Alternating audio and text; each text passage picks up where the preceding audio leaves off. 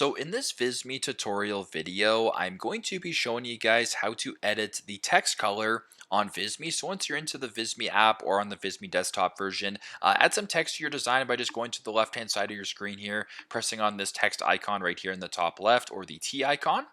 Now it automatically adds some text to your design. So if I just wanted to do text color, just like that. So for me right now, it actually is red. I'm just going to make this a little bit larger so that it's easier to see. And now let's just say you wanted to make this text color a different color, make it black or make it blue, whatever the case may be. It's pretty straightforward.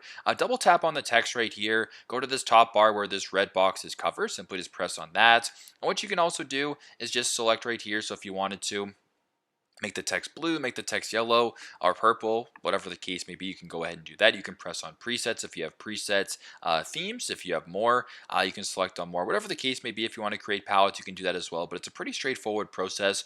That's how you guys can edit text color on Visme. Thanks again for watching, and I hope this video helps.